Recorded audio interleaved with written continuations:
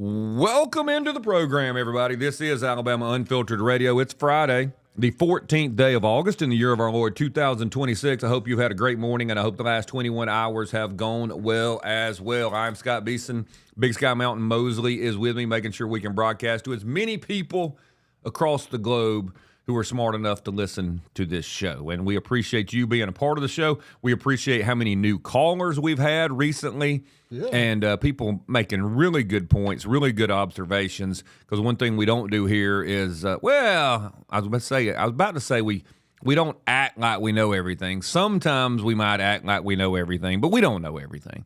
And so we need your experience. We need your viewpoints. We need to know how things are going. We have a lot of questions. We have some of the answers, but we appreciate you being a part of it. The number here, 1-800-289-9228, 1-800-289-9228. Sky, how are you? Doing well. It's good to be here. You're doing good? It's a Friday? Yeah, it's a great day to be alive. There you go. Yeah, man. Should we give air conditioner advice today? No, just having a little dripping action at home. You know, it's an old unit. And, Yeah. And I fight that we it's a battle of wills at this point. So you've got one in the attic or one, okay. So then you've got the drip pan, and now they make the little switches that if the drip pan fills up too much, it turns off the air conditioner. Installed one of those. Did you? Last time, 3 or 4 years ago. But now I've got a little drip going on, which is about 6 inches to the left of my drip pan. So okay, so that's your drip unfortunate. pan's cool. So your switch is not turning off? Well, it's that is associated with the drip pan. Yeah. So the drip. So you think the drip is, you got a leaky drip pan? No, it's not hitting it. It's coming from the duct. Oh, okay? You got condensation on your duct. And it's about 6 inches past where it would fall into the drip pan. So it's clogged up. You know that pipe that the runoff and everything. Yeah, the condensate it's pipe. It's clogged up. I just couldn't get after it last night. It's hot up there. Oh, it's super hot up there. I had other work to do. I got to do the news. And how hot was it in the river region yesterday? Yesterday, driving home from the show and then going back, it was 97. Now, look, I was in Birmingham, okay, on the interstate. Right. It was 97 degrees. That's real temperature. That's real. I don't. Y'all know I don't do. Everybody else does, but I don't do heat index. Well, heat index was 700 degrees. Well, because here's the thing: in Alabama, it's summer. When it's 97 degrees in the summer in Alabama, do I really need to know the result of a calculation of whether or not there's humidity? Yeah. 97 in Alabama. I would feel better if they would not say the heat index, if they would just say it's 97 in Alabama. Let me make sure Rich Thomas is out of the building. I kind of agree, Scott. Yeah, it's just the way it is. I know it's hot, okay? Yeah, it's depressing to hear that, and 107 heat index. Don't you think they do that because it sounds worse? Well, it's more dramatic. Yes. Yeah. I've had people now, this is where we're going, and I'm beginning to think the good Lord was being gracious to us when he called us sheep. Everybody knows now that being called sheep is probably not the greatest compliment. My people are like sheep without a shepherd. Y'all seen the videos where the guy goes out there, the farmer, rancher, I guess they're ranchers, the sheep's caught in the ditch, they've dug the ditch to put the power in or whatever, the drainage ditch, and the sheep's about as wide as it is, and it's in there, and he goes in there, and he gets down, and gets the sheep out, and the sheep lets it free, and it runs, and it hops, and about eight hops away, it's back in the ditch, and you're like, right back in it. Yeah. Man, that is the story of human nature. But I have people now. Idiots in the Bible. Wow, there's some of them. I'm just surprised how many people now give me the heat index instead of the temperature. I had somebody the other day that literally said, I said, man, it's hot outside. They said, I know. It's 107. I'm like, it's not 107. Yes, it is. He said on the radio it was 107. I'm like, see? So now we have two different things and we don't even know know what we're talking about. Yeah. Now, just to confuse people further, let's add that. Yes, that's exactly right. I mean, look, you feel more miserable when you think it's 107. Exactly. It's bad enough at 97. It was rough. It was, and I don't know. Have y'all seen this one? So everyone is aware that Europe has had a heat wave, right? I've heard. Yes. Okay. They don't have a lot of air conditioning. No, they do not. And they've been kind of bougie, arrogant about not having air conditioning. And Americans have air conditioning, and we don't understand. Oh, they always have that. And they're burning other fossil fuels to keep their homes cooler. So then all the folks from Europe come over to the United States for the World Cup. And one of the things that they learned, other than, wow, America is not just a complete rat hole, terrible, awful place. Many of them figured out how great America is, even though we have some rat hole, awful places that we shouldn't have because we're America. But still, that's neither here nor there.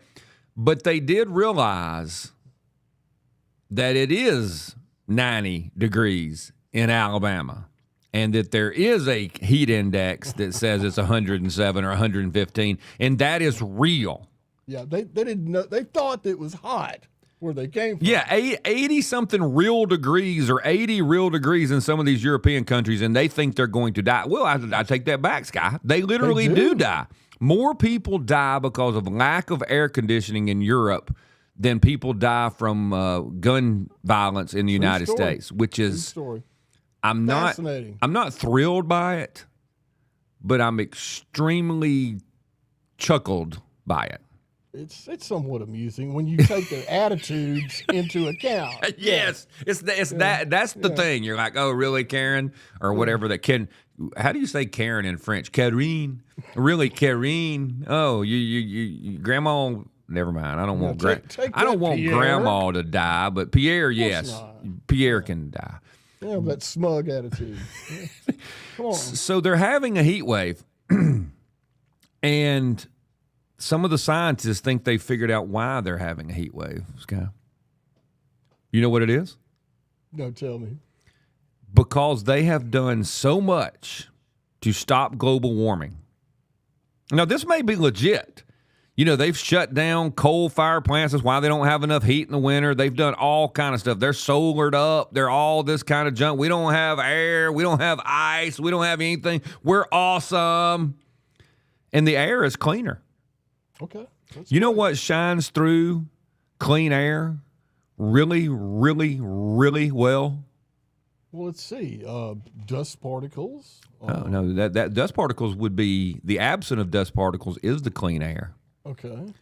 The flipping big shiny object that comes up every morning we call the sun. Oh, that thing. Yeah. They are saying now that they believe the heat in Europe is because the sun is not being filtered like it was just years ago, and it is beating down on them like it is not for years and years and years. That is the legitimate thing they thought. Because think about it.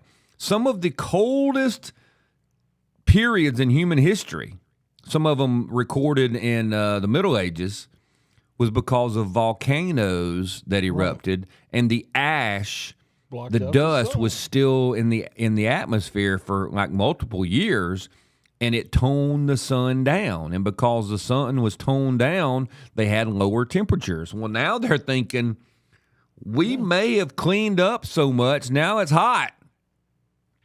I'm like, well, good for you. Unintended consequences.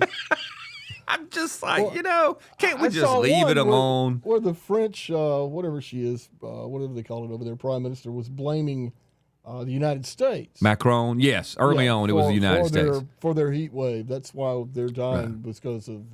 Because we're over here. Not a mention of China or India. Well, you know why? Because he's afraid of China. China doesn't put up with that kind of stuff. China doesn't grasp their pearls and go, oh, no, we must have been causing a heat wave in Europe. China's like, you shut up. We don't know. We do not. That's why I have no respect for all this climate change and heat warriors and all that, tree huggers.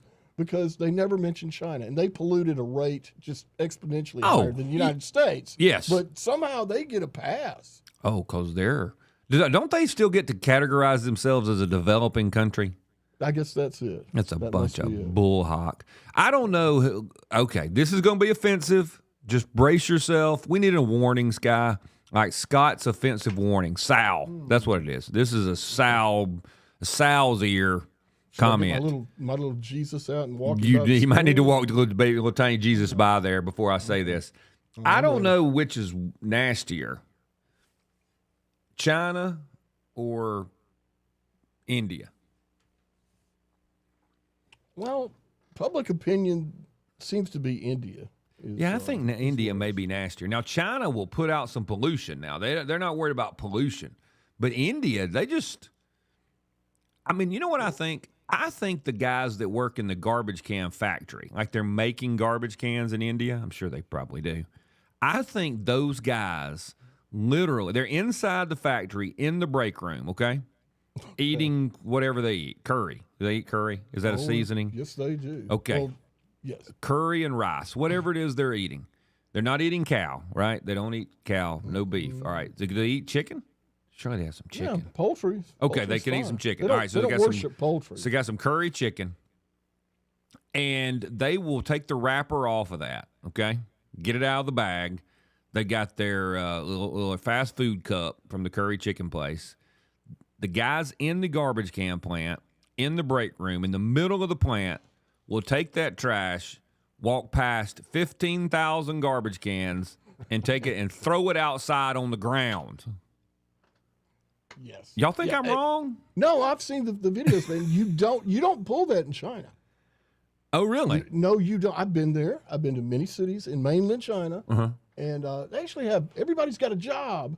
You don't get to sit around and write poetry, in You don't China, get to like your socialism explore dream. your artistic talents and abilities under the communist rule. Maybe after you do your job all day, but yeah, they have people that literally walk around, and even in the bathrooms in the public, and that's what they do. Do they have everybody's got a toilets in job. China? Is China a toilet country, or are they a hole in the floor country? That was a big deal when we were over there. They call it, and the women particularly, they carry their own toilet paper. They learned to do this because often that's not available. And they Okay. called it, they were always looking for what they called a Western restroom, which meant it had a throne to sit porcelain on. throne. Yes, otherwise I didn't go in there, but apparently they, You hit the hole. yeah, that's it. I didn't want to be crude, but yes. Well, I mean, that's the way they do it in some of these places. But you know what? That was an While you- advancement, probably brought by the freaking colonizers from Europe. Hey, Probably. y'all got to quit going everywhere over in this hole. This hole right here. Look, we're going to do it, and then we're going to cover this hole up on Friday, and we're going to do a new hole over there Saturday. That's what it was in the bathrooms, was basically a hole. Just a hole.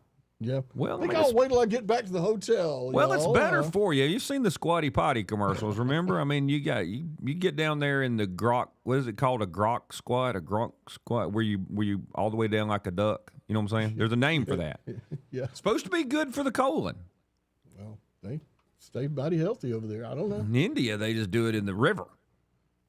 Exactly. That is true, is That's it not? what I'm talking. Yes. Filthy. Okay, I don't know. Yeah, maybe we need a little more colonizing. We'll be back.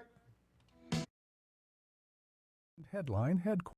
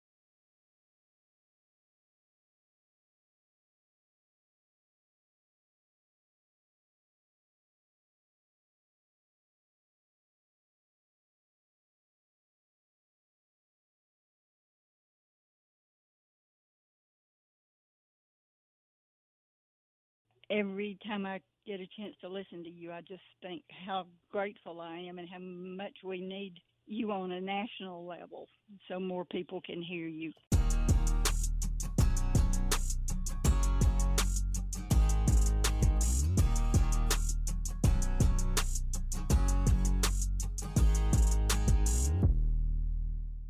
Scott Beason, president of ARP, Alabama Recovering Politicians. You can learn things, and I appreciate that. I appreciate that, Fred. Thank you. But that's true, and I mean that. I'm not being sarcastic. I am serious.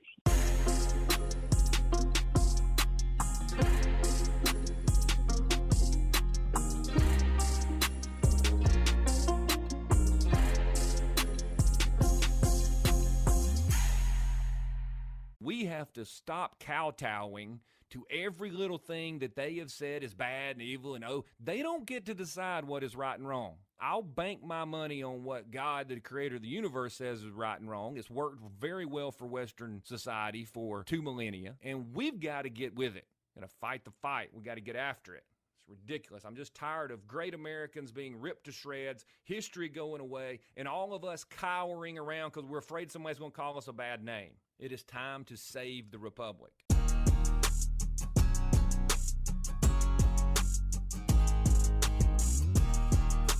Welcome back into the program, everybody. So much stuff to do. It is a free-for-all Friday. If you want to join the program, 1-800-289-9228, 1-800-289-9228. If there's something that you think we have missed for the week, this will be a good time to do it. Did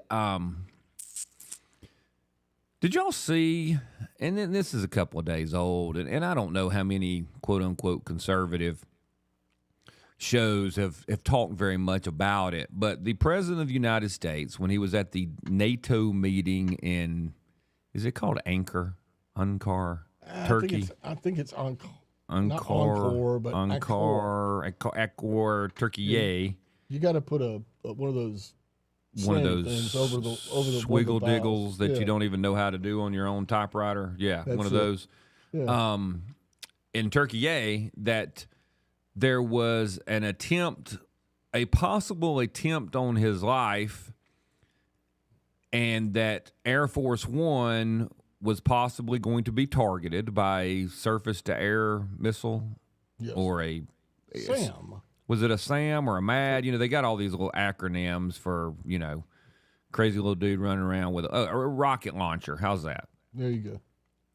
And the story goes that the Secret Service tells him about it. He ditches, he hides either in a catering truck or a food trolley, dolly, I don't know. I mean, one of the food service things. I don't know if it was the cart with the tablecloth draped over it, and he's squatted down in there, and they're pushing him across to another plane. I don't know how they exactly did it. The stories aren't focused on those details, even though I would care about it.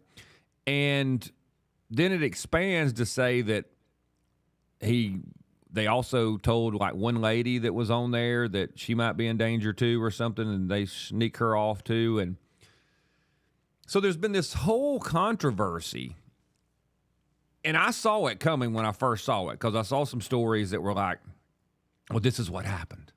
And there was a threat on the president's life, and he was secretly moved to another plane, and I thought, okay, y'all seem to care about this way more than I think you should. So what's coming? You're over here, you're rope-a-doping me. You're like, hey, the president had to, we really care. We care about the president having to, take care of himself, is secretly moved to another plane. And I thought, what is y'all's angle? Because the people who are really putting this out big don't care. And then lo and behold, I get kind of sucked in. We all get sucked in as Americans, and then they bring the other hand. They're tapping you with their left hand, and then they bring the hammer. Well, the hammer was that the President of the United States was willing to save his hide and let all of the people that were on Air Force One, including those reporters who are as American can be, the saviors of the country, I don't know, are they the fifth rail, sixth rail, fourth estate? What are they? They're the fourth estate. They're the fourth estate. Right. And how they basically, Donald Trump left them out as a decoy after he saved his own hide. Saw that one coming, didn't you? Yeah, listen to this. This is the headline from the Daily Beast. Man. Now, I'm going to give you the sub-headline first, okay, so it explains it. The sub-headline, story by Martha McHardy, I think it's Hardy, yes, over the Daily Beast. Trump secretly switched planes in Turkey after intelligence pointed to a potential Iranian assassination attempt. Now, do y'all want to guess the headline for the Daily Beast? I mean, I don't even know if we could guess it, Sky. Here I it can is. imagine some thoughts, but let's have it. Let's Here are all the top goons Trump left to die on the bait plane with the press. Bait plane. Yeah, it was the bait plane. Wow. Now, Trump secretly fled a potential Iranian assassination attempt, leaving Stephen Miller, Marco Rubio, and other top aides aboard a decoy Air Force One. Now, remember, Air Force One is the plane that the president's on. Right. So now look, I know my car's not a plane, but this is for people who don't, some people don't know yet. We're learning together.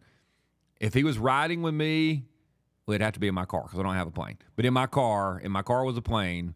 My car, Scott's car would be Air Force One. It becomes Air Force One when the president president's on it. So he goes and gets off on another plane. That becomes Air Force One. So the other one is the decoy Air Force One. But note that the story is written like Donald Trump saved his own hide and left everyone else to die. Right. What's not in the story is what exactly did you want to happen, Martha? How does this work, Martha? If Barack Obama has an assassination attempt on his life, what kind of decision do you make, Martha? Would you save Barry Soetoro? Would you use a decoy plane for Barry the Messiah? See, my guess is for these people, whatever it takes to defend Barack Obama, your life is worth the sacrifice. There is no one in the country, no Secretary of State, no Chief of Staff, no reporter, no one from that press pool it's actually worth using them as cannon fodder, as a shield. Put them up as a human shield to protect Barack Obama. And you know why? Because he's the leader of the free world. He's the president of the United States. It would have been written like this: Barack Obama's heroic escape from Iranian threat. Yes. Saves everyone. Basically, changed into his Zelensky camo green and was, running through the airport like O.J. Simpson, jumping over stuff, probably, rolling, diving. Heroic escape. Oh, I guarantee that's the headline. That's what it would be. difference. Yeah, courage, bravery, willingness to do what it takes to save his leadership for the country, because we could not do without the leadership of Barack Obama. Now, look, I'm not going to disagree. Okay. I mean, think about this. Either way. Something happens to Barack Obama, we were getting Joe Biden. So I'm kind of in. That's a mighty strong insurance policy. Yeah, that's right. Man. You think Barack Obama ever thought about that? Like, hey, who can we choose? There's a good chance somebody might want to take me out because I am a freaking socialist. Who should I choose as the vice president so that no one will take me out? Oh, I think it went further than that. I think it went, and after my terms are up, who can I manipulate? Who am I who will setting be up the as next? vice president to be the That's next? a really- that's a I really- think he thought of that. That's a good point. Yeah, his plans go way Well, I mean, out. look what Biden did. I mean, Biden went and chose the one person that might not be as bright as Joe Biden On the whole planet. on the whole planet. Joe Biden says, look, I don't have half the IQ I had. Well, again, I don't know if Joe chose, but Obama is pretty smart. We don't give him enough credit. He is crafty. That's the word. That's the word. In a kind of Diabolical, evil criminal shit. kind of way. There you go. That's it. We got to take a break. We'll be back.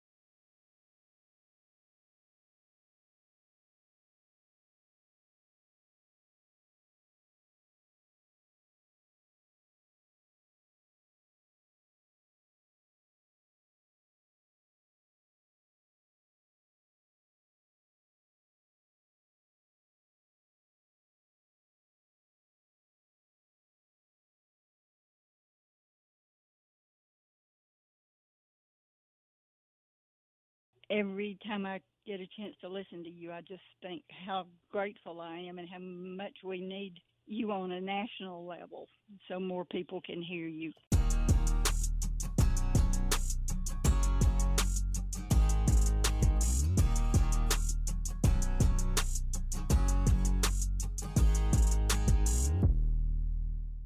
Scott Beason, president of ARP, Alabama Recovering Politicians. So you can learn things, and I appreciate that. I appreciate that, Fred. Thank you. But that's true, and I mean that. I'm not being sarcastic. I am serious.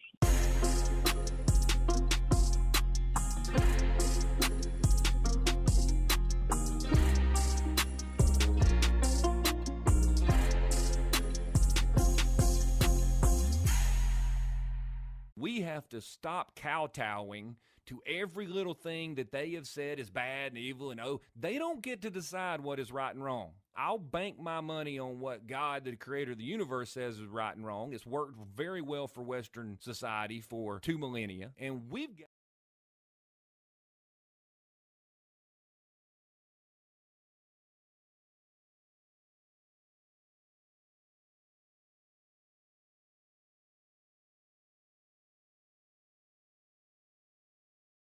Welcome back in, everybody. Before I forget, y'all go check out 1819 News, the podcast. Brian Dawson, who runs 1819 News, has a very good podcast. You can find it over at YouTube, or you can find it at the other places where you usually find your podcast.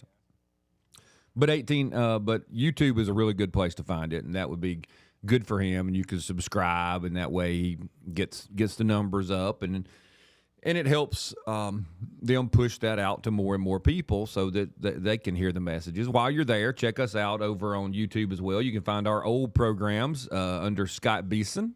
SCOTTBEASON. Every day, y'all are helping make it where that's one of the top searches instead of all the terrible things that the old newspapers used to write about me. So that's kind of dwindling away thanks to your help. So go check that out. But we were talking about this supposed assassination attempt on Donald Trump's life, or possible attempt, and I don't know where they got the information. I don't know who gave them the intelligence to think that this was going to happen. Hold on, sneeze is coming.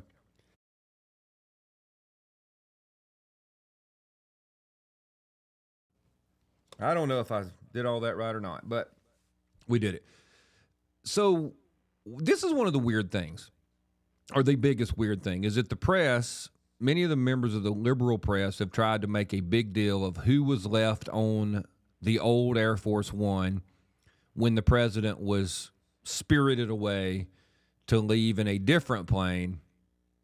So in case somebody took a shot at the one they thought the president was on, he would not be on there.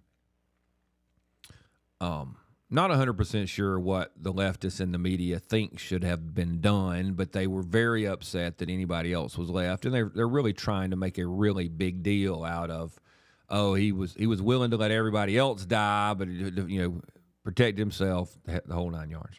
Yeah, it's insulting. And the journalists were on there. You know what's funny about the journalists? You know how we were talking earlier about it's kind of when the Europeans are making fun of us about air conditioning, and then it gets hot over there, and they kind of deserve it, you know? Yeah. I need to remind people of a couple of stories if y'all have forgotten. It was press organizations, the Associated Press being one of them, that sued the White House after being banned from pooled press events in the Oval Office and aboard Air Force One. So the administration had barred them after the AP issued a style guidance instruction telling its journalists to continue to use the name Gulf of Mexico instead of Gulf of America. So the president's office said, okay, well, fine. Well, then you don't get to hang out on Air Force One, and you don't get to be in the press pool. And they sued. So they were like, no. We are so awesome. We are so important. We are the press in the First Amendment freedom of the press. Even though I thought the freedom of the press actually was referring to the machine, but I get the evolution of the name for reporters, news people, news outlets, but they wanted to be in there. Separately, the New York Times sued the Department of Defense after the administration removed several mainstream outlets, including the Times, NBC, NPR, and Politico, from their dedicated workspaces in the Pentagon, and instituted restrictive air escort policies. Now, why Federal was that? judge ordered the Pentagon to temporarily halt those restrictions on First Amendment grounds. There was some. So they went and got federal judges to tell them they are so important. Now, here's this is why it should make those of us here in Alabama, and I know I shouldn't use you, but I'm going to again, why it should make you angry. If you and you came over here and said, hey, Scott, you got a little radio program, and you comment on the news. I want to do some more news. I want to do some reporting, and I'll do my thing, and you'll get the 18, 19 news guys and girls. They'll do what they're doing, and we're going to put out real news. We go to Washington, D.C., you go in and say, hey, I want to be on Air Force One, and they're like, no. And you're like, no. I'm a real journalist. I have declared myself. I'm a reporter, and I'm affiliated with Scott, and then maybe I'm affiliated with 1819 News. I'm a real reporter. I want to be in the briefings, and I want to be on Air Force One, and I want to be in the pooled press events. That's what I want to do. And they're like, well, no. We only have so many spots. You don't get one. Why do we not get one? Oh, because the Associated Press gets one. Why is the Associated Press gets one? Well, they've been around for a while, Scott. So you're telling me that I'm worth less because some old guy who is dead founded the Associated Press sometime decades back, and therefore federal judges will inform the president and his administration that you will allow these old entities in here because they are the press. But Scott and you and 1819, we're not the press. That's the kind of stuff that gets me. I would be perfectly fine. Actually, it would have made more sense if the federal judges had said, you know what? There's only 50 spots. And everybody who has over, I don't know, the top 100 news outlets based on subscriptions or monthly visits or whatever, some definition of legitimacy, and maybe that's going to rule me and you out of this list, can apply, and then we'll do a drawing, and we'll see which press agencies get to be in the press pool. Now, that would have been an opinion that other people could have read and said, you know what? That actually makes some sense. I agree with that opinion from the judge that, hey, there's limited space, limited things. These are all legitimate. Some are bigger, some are smaller, some are older, some are newer, but they have listenership, viewership, subscriptions. And since I, as a judge, am not going to say who it should be, I'm recommending that there be some sort of random choice mechanism so that we can see who's in the press pool and on Air Force One. But I find it fascinating that I'm supposed to feel sorry. Let me ask you this. Anytime you're on Air Force One, are you not at risk of somebody trying to shoot the airplane? In 2026, why do y'all think they put not y'all, my listeners, y'all the journalists, why do journalists think they put all the anti-attack measures on these planes? Why do y'all think they fly with fighter escorts? Why do y'all think it has all the technology and the flares that shoot out of it and all the kind of stuff we probably don't have any idea what it will do? Probably has electromagnetic pulses that it can shoot out to make drones and stuff die, don't you think? I imagine the protocols are. I mean, as far as we know, it's got lasers like Star Trek. Well, it's got the absolute. I can't hear you, Scott. Cutting edge. Oh, I'm sorry. Is there a reason I can't hear you? Hold on, let me see if I match this. Now talk. Okay, check. There you are. There you are. What did you okay. say that was wise?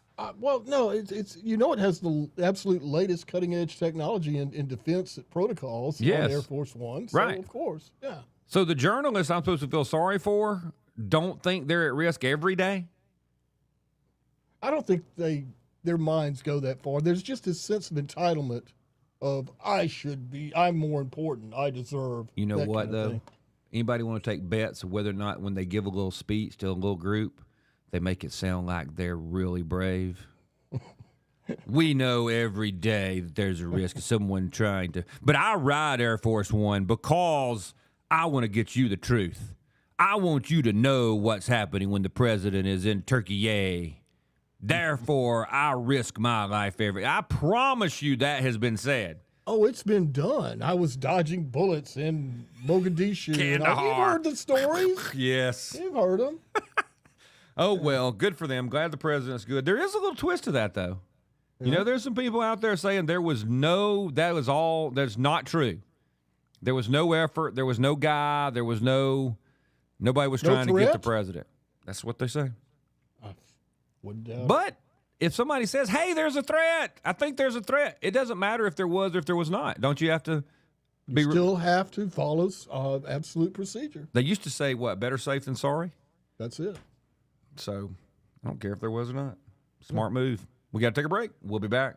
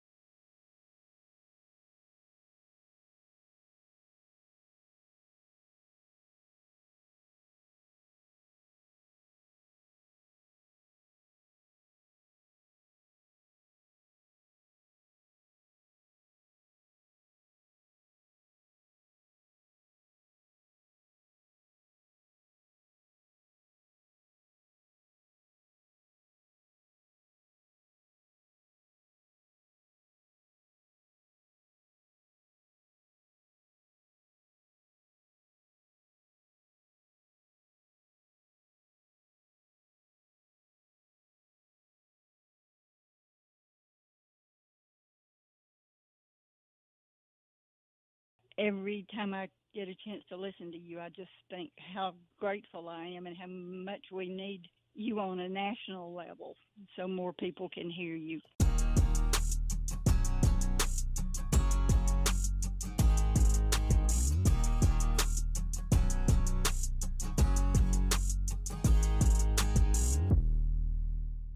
Scott Beason, president of ARP, Alabama Recovering Politicians.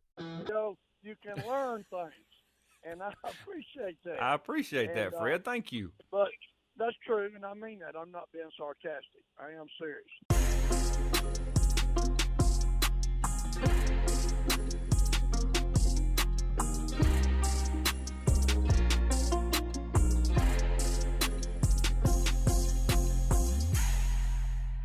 We have to stop kowtowing to every little thing that they have said is bad and evil, and they don't get to decide what is right and wrong. I'll bank my money on what God, the creator of the universe, says is right and wrong. It's worked very well for Western society for 2 million.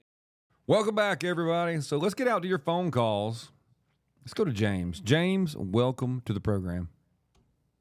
Scott, if I have a guess, I'm guessing that 47 views this latest so-called threat as credible, and here's my reasoning.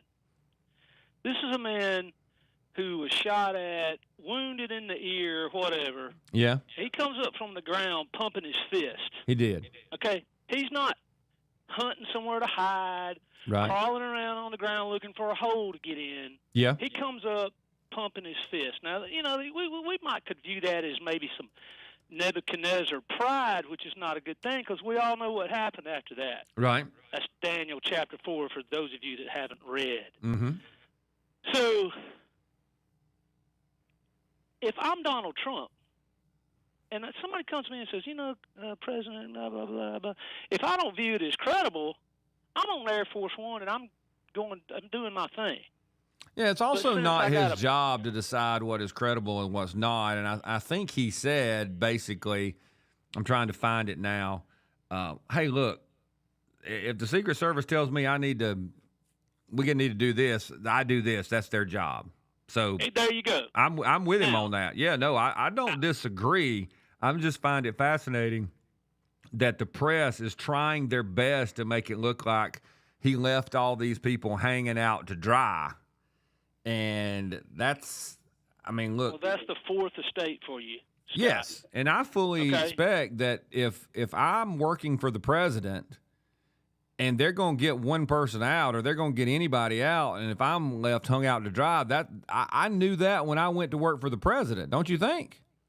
Oh, yes, that comes with the territory. Yes. Okay. You know, and you might actually get shot at on a tarmac, Yes, absolutely.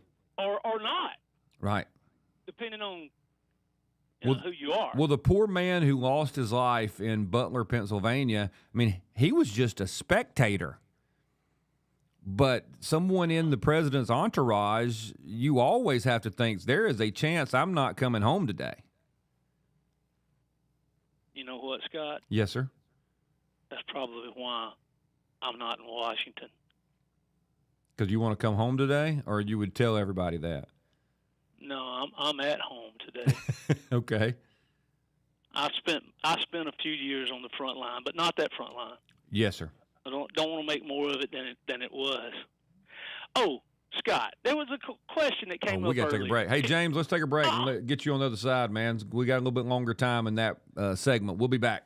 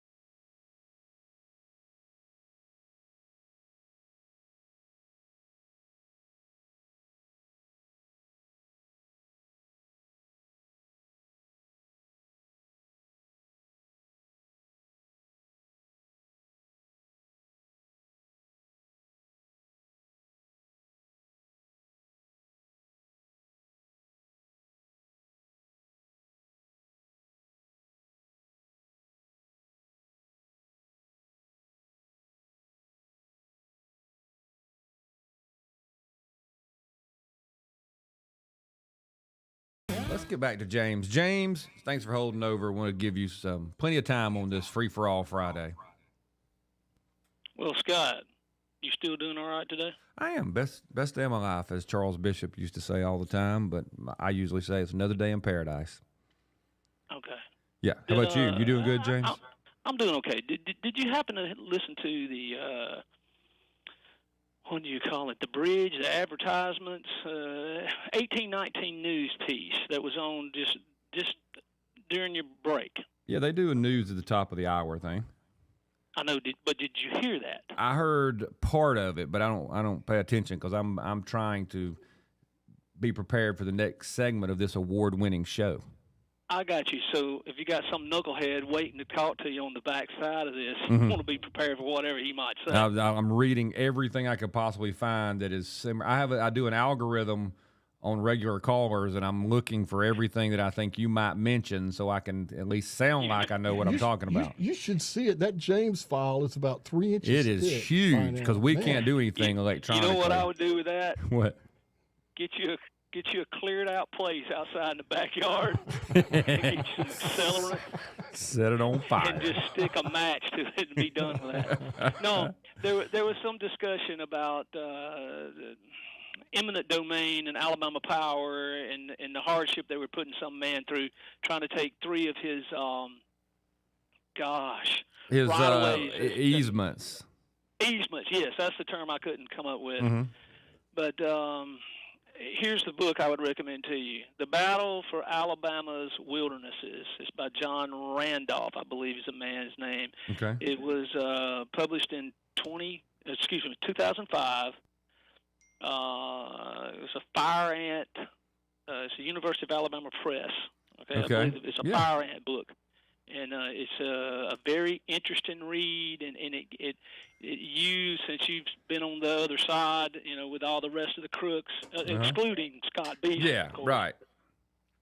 But if that, I think that would it may not enlighten you too much, but it's written right there in paper what they went through to get the 3 wilderness areas that we have, and an expansion of the SIPC, et cetera. Mm-hmm. And it relates to those kind of powerful entities and what people are up against. Yeah, I understand. Okay. Now, Scott, do you need 24 hours or a couple of months? To do what? Read that I book? am a threat. I'm a threat to sell you a book. Okay. All right? Uh-huh. I used to tell the kids I'd go down when I was at Dixie Academy, we'd play pickup ball on the weekend, and I'd let them know I was a threat to launch a 3. Mm-hmm. Okay, I might not hit it, Right. but I was a threat. So I'm a threat to sell you a book. Do you need 24 hours or a couple of months? Probably a couple months. It's just hard to scrape. Okay. I mean, this economy, gas prices, inflation at 3.7%. November the 14th. Mm. November the 14th. It's my wife and my dad's birthday. I don't think I can make it. Well, then there's tomorrow. Dang it! I should have said, wait a minute, I can't make it after I let James You go. have to check your schedule. The New South bookstore at 105 South Court Street. We were actually the lady was on television in Montgomery earlier this week. I don't know if it was Monday or Tuesday, but she was on there. The segment they have in the middle of the day at WSFA. Yeah. And I was talking to a friend of mine. And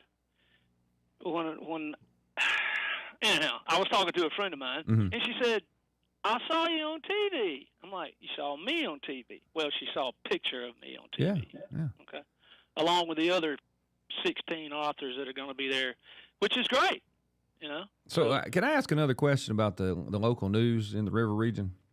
I'm listening. Of course, I don't watch it. Have they run out of crime to report, so now they have bookstore stories? I mean, that's saying that things have gotten better. Some people try to emphasize positive. Oh, I got you. You see, rather than having a story on a conservative network, here I'm jabbing at you right here, Scott, about the WNBA that probably 99% of your people don't even watch anyway. You're right about that. And so there you go. But here I am again, Scott. I'm on the same side of the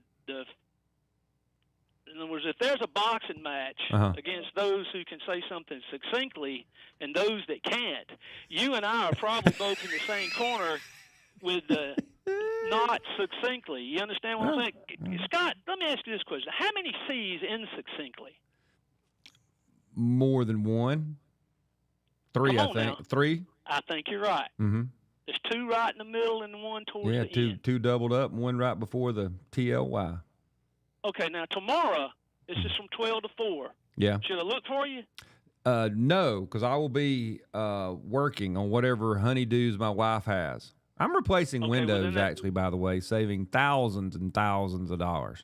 All right. Jimmy Carter, well, hey. be pleased. Mm-hmm. Yeah. Then November the 14th, Calico Ford. All right. All in the Ford. Sounds good, man. I'll be looking for you. All right. You got a lot of months to plan. Hold your breath. Thanks, James. Right. See you, buddy. Good luck. Y'all go out and He's persistent. buy some of his books. Where's he going to be tomorrow? Please. Court Street? Court Street bookstore. 12 downtown. to something. Yes. Yeah, y'all go see James. I bet it's actually He's a good. trooper.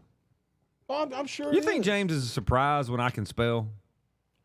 Well, you had the right answer at least one. That was correct. That was, Well, that was pretty quick. I didn't say I could spell quickly, but I knew, all right, go with at least one while you're gathering your thoughts to be able to answer correctly. See? Yeah, that's great. See? I like the word. So I'm going to see how many times I can use succinctly on vault tonight. That'd be good. I'm going to go for 3. Because Vault is basically a drinking show, right? Well, Friday night, so man. Friday night, it's every time Sky says succinctly, 75% of my audience will be indulging tonight, probably. Let's just put it there. Let's go to Clint. Do we have time to go to Clint? Sure. Sure. Clint, welcome to the program. Happy Friday to you. Same to you guys. Thank you. Hope you are using Windows by Anderson, correct? Windows by Anderson. No, I am using who made these? So I had to find a company that would make the exact sashes that were in the house when we built it.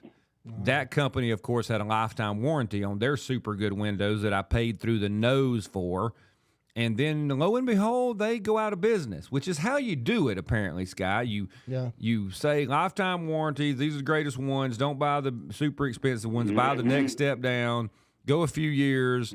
When all the claims come in for, hey, these windows are rotting just as fast as the wood ones, these were vinyl clad. Yeah. Then you declare bankruptcy. Everybody's left holding the bag. And then you probably get to speak at graduation at Wharton School of Business because you're such a brilliant businessman, and then you go get on your yacht. That kind of stuff ticks me off. Yeah, you speaking the truth. I got burned on my cracked foundation on that one. Yep. Lifetime warranty. Yep. Yeah. You know what? You know, they talk about, hey, Clint, you know how they say, well, there's got to be a reason. If I've been railing on the upper crust business class who seems to figure out how to become billionaires while everybody else is struggling to buy gas. Some of it might have been because I've been fighting the window wars at my house. Yeah. So, sorry, Clint. Go ahead with what you had, brother. But you okay? But when the left is. They can't wait for the president to screw up, Yeah. And when he got off Air Force One the other day and got on another transportation, boy, that left the door wide open. Don't these people realize you get on that airplane, you are a target? Yes. Even the reporters, everybody on that plane is a target. You know what he Even should where do it next goes. time, Clint? Like next time they go to, and I'm talking about go visit some crappy place. I'm like, I don't know, someplace in India, okay? And Haiti, go to Haiti. And just claim there was a threat and then leave the press there for their own safety. Yeah, why not? Oh, like watch them a howl. Oh, my. Well, what do they think? What do they think when Air Force One flies overseas, like you just said? Yeah, no, they're at risk every day. You're absolutely right, Clint. Yeah, so, the Air Force One has jet fighter protection when they fly across the ocean Uh-huh. to a certain point. Right. then another jet fighter would take over. I mean, they have protection on the way. Don't think they don't. Yes, sir. So all right. I appreciate you, buddy. And pray you guys have a nice weekend and be safe. You do too. Do the same. Y'all try to stay cool out there too. We forgot to say that earlier in the program. It is hotter than a two-tailed goat. That's the way you say it, right? That's it. Yeah, Yes. that's it. That's what I was thinking. Right. Do we need to take a break before we straighten that out? Oh, Yes. Let's do that. You want to do one early? All right, let's go a little bit early. We'll be back. Beason show, you can learn things, and I appreciate that. I appreciate that, Fred. Thank you. But that's true, and I mean that. I'm not being sarcastic. I am serious.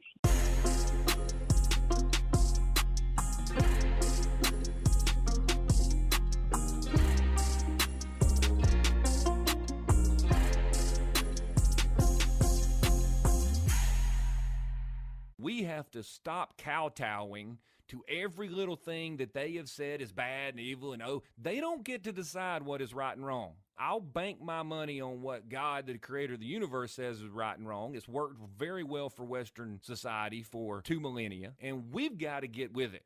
Got to fight the fight. We got to get after it.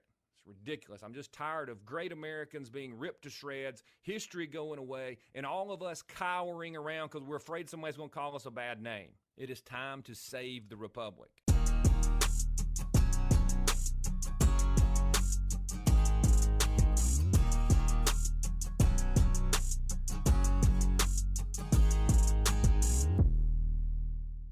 You're listening to Alabama Unfiltered Radio with Scott Beason.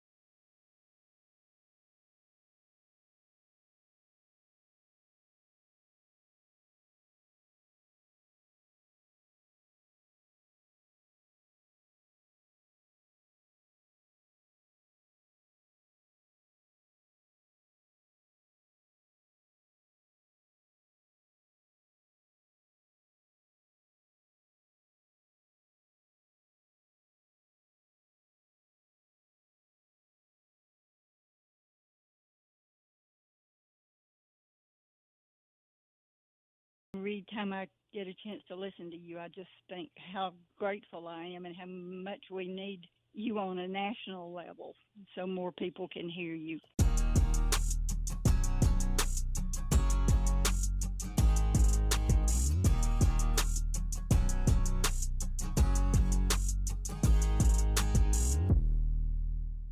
Scott Beason, president of ARP, Alabama Recovering Politicians.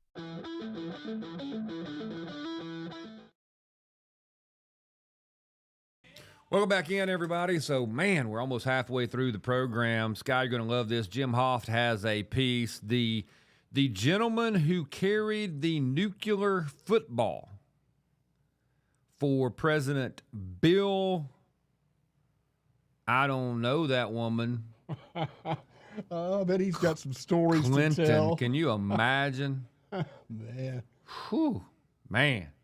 it's a fumble. Retired Air Force Lieutenant Colonel who once carried the nuclear football for President Bill Clinton is praising President Donald Trump's extraordinary Air Force One decoy operation in Ankara as brilliant, is the quote.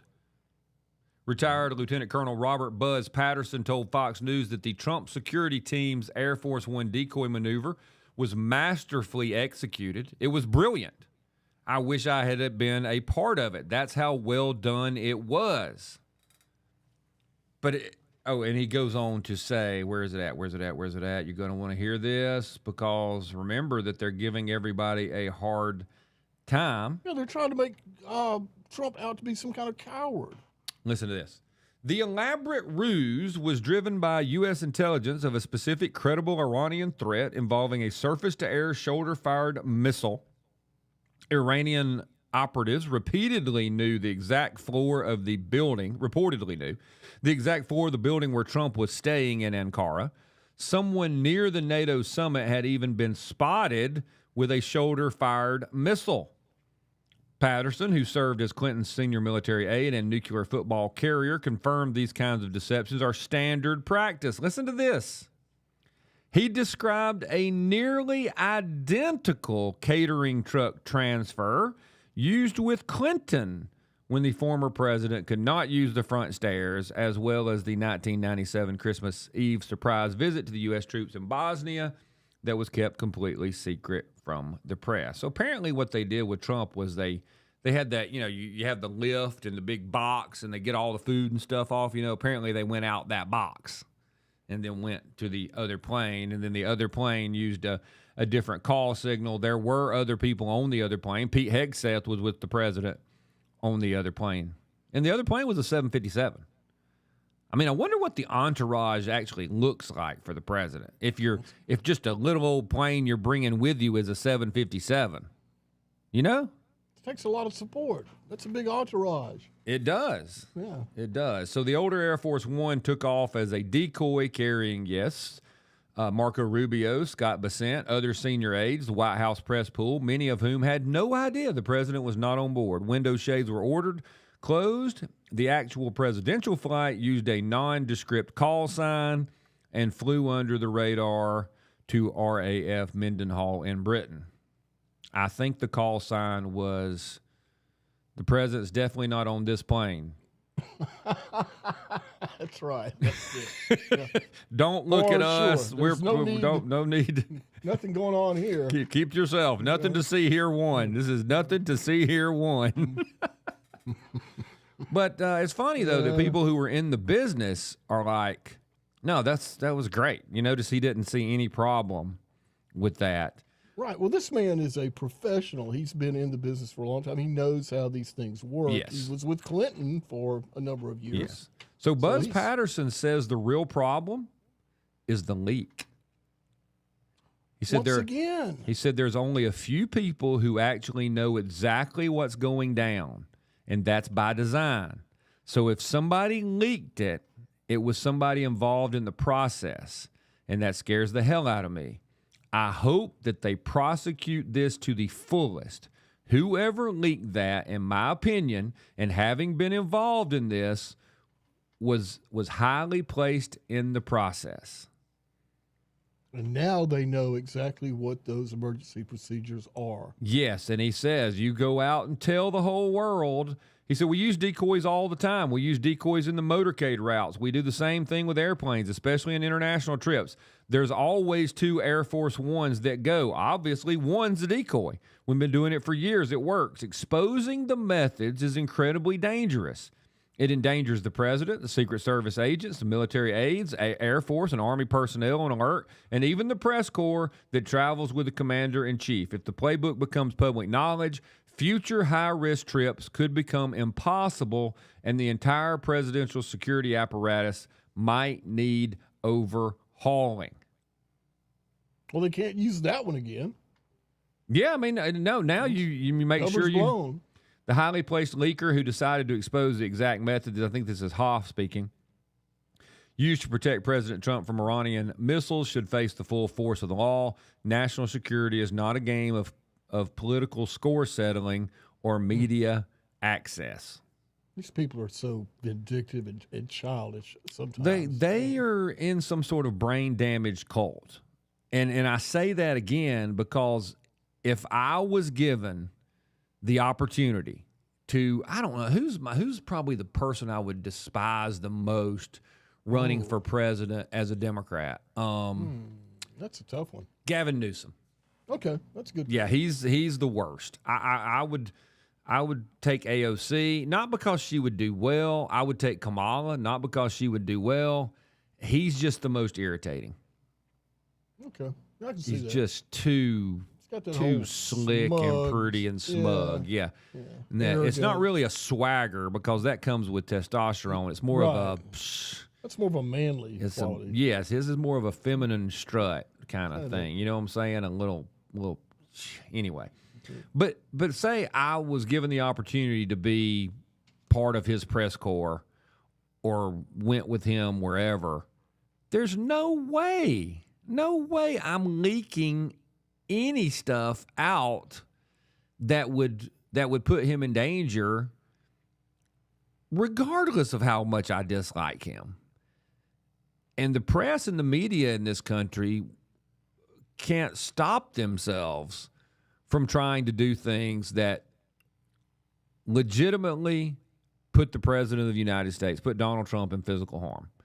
They just cannot help it. Now, the sad part of it is they'll probably continue to leak all the information they can about the White House security teams, how the White House has to do security, the whole 9 yards. President Trump will end up finishing his term, and then all the information that they've put out trying to give somebody the secret sauce to go after this president, will probably end up using it for another president. So it won't be their intention. Their intention is to get the president they hate, but they may end up giving away the strategy and the plan and causing someone else to get hurt. This is one of those stories that makes Sky happy. Inflation has dropped to 3.4% in July, Sky. Okay. So over it's kind of like a rolling average over the year to year. So if you took this and you did it out over a year, we're down to over the year being year over year means in the past year. So it's an average kind of thing. And we're down to 3.4%, which is down from June's 3.5% annual raise. Fantastic. That's good. That is good that it's coming down. Yes, but 3.5% is not good. Right. It is better than what it was when Biden left, which is like 8.8%, something like that. And so we're making progress. But imagine how much better it would be if gasoline wasn't through the roof. That's probably the leading indicator driving up inflation. You know, they look at certain fuels there, groceries there, a number of things are there. And then the other thing is retail sales were down, which the press is reporting that like crazy. Retail sales are down as low as they've been in a year, blah, blah, blah, blah, blah, blah, blah. Well, they're down because gas is so freaking high. That affects everything. I mean, do I have to do the reporting for these people? I mean, Yes. do they just literally not ever think like, oh my gosh, its sales are down. It must be Donald Trump. Donald Trump's a terrible person. You're like, well, why do you think that is, Sherlock? Well, that's the slant. That's the whole idea. They don't want the real facts. I mean, They don't what want to happens explain to it. you? This is a real world occurrence, all right? You're driving, Lori and I are driving along, right? We look down. We're, well, honestly, in our car, we're down to 20 miles left, according to the computer. I should fill up at a quarter tank, but I don't. She doesn't, especially. And so we pull in, and I put the clicker on, and it just runs and runs and runs and runs, and it's up to, what is it, $80, maybe more. Yeah. And then I close it up. Now, we were on our way to someplace to eat, right? Now we're like, wait a minute. You just put $100 in the car? Yeah, that's what gas costs. Okay, do we have any leftovers at the house? I mean, is that not the way the real world works? Dinner plans have changed. Yeah. Yeah. Hey, it we is. went out and we got gas, and we went to a gas and a moderately, quote, nicer fast food restaurant, or maybe not a slow, white table restaurant, but just a normal place to eat. And then you look at your receipts from Friday night. You didn't go to a movie or anything, and you're like, my gosh, we just spent $200. Just like that. That's why retail sales are down.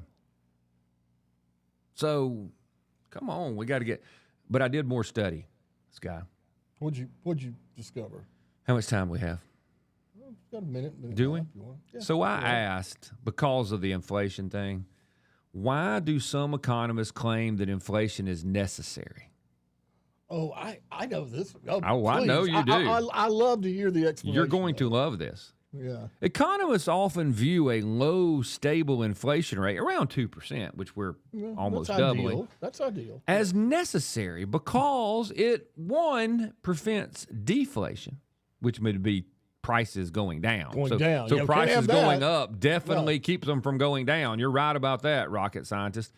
It also lubricates the labor market, which, think about this, guy. Wait a minute. I hadn't heard that one. No, yet. this is Okay. fantastic because Okay. that is another way of saying screwing the employees. Yeah, it's almost coming right out with it, man. I mean, they almost said it.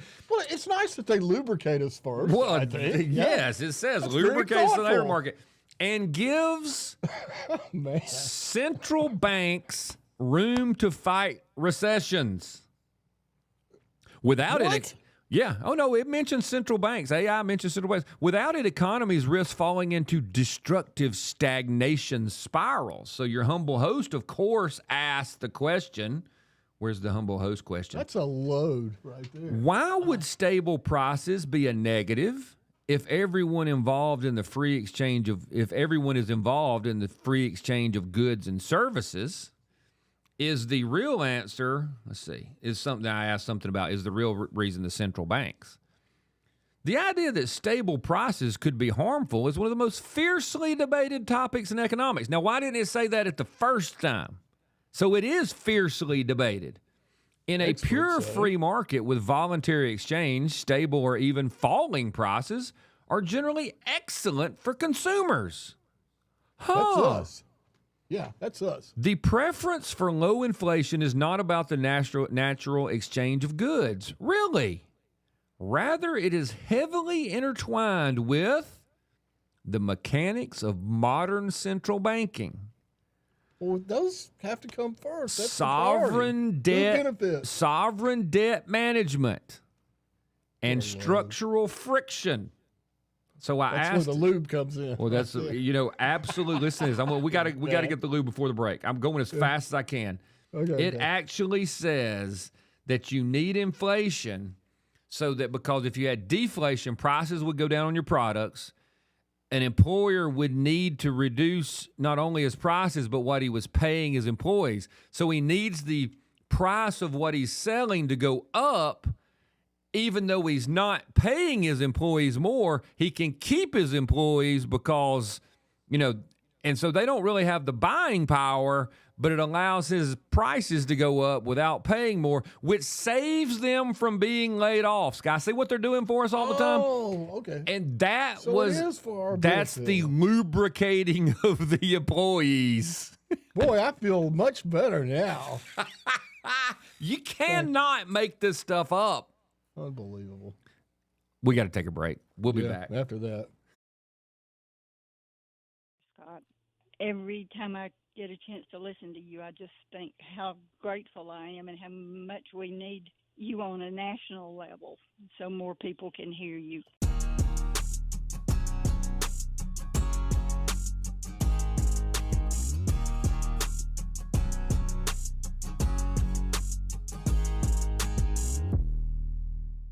Scott Beason, president of ARP, Alabama Recovering Politicians. The show, you can learn things, and I appreciate that. I appreciate that, And, Fred. Thank you. But that's true, and I mean that. I'm not being sarcastic. I am serious.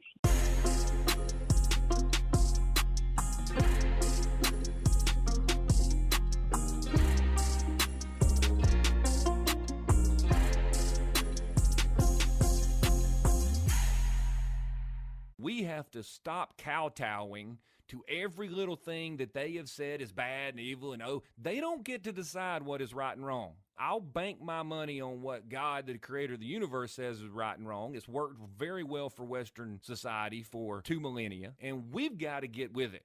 Got to fight the fight. We got to get after it.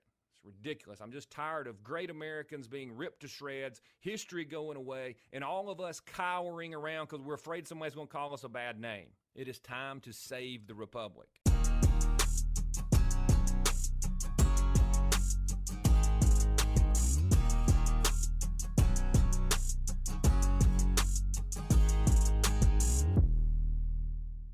You're listening to Alabama Unfiltered Radio with Scott Beason.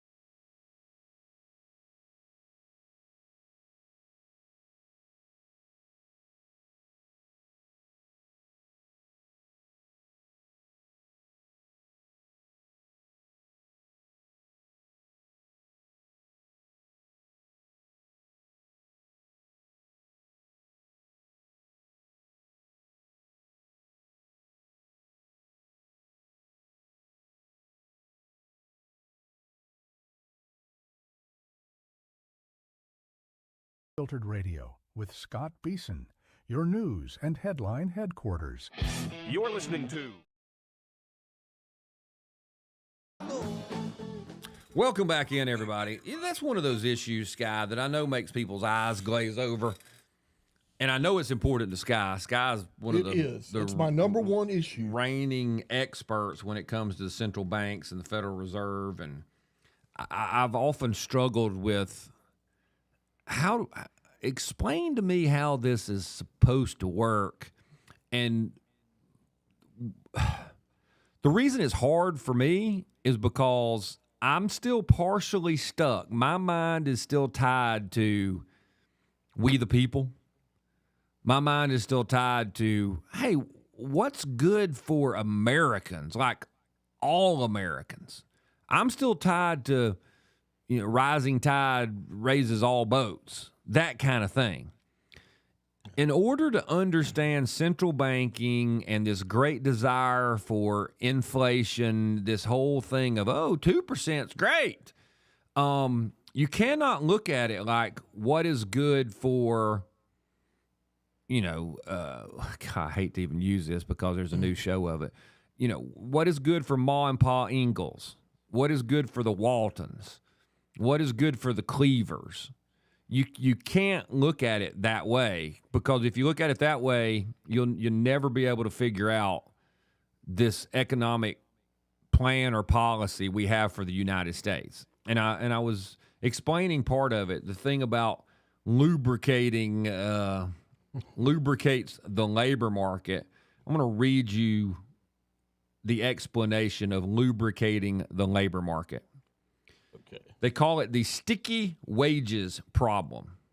Sticky wages. Sticky wages. Let me get, maybe it's before this. Here we go. Okay. And we've already said zero inflation would be dangerous, and one of the reasons is the sticky wages problem.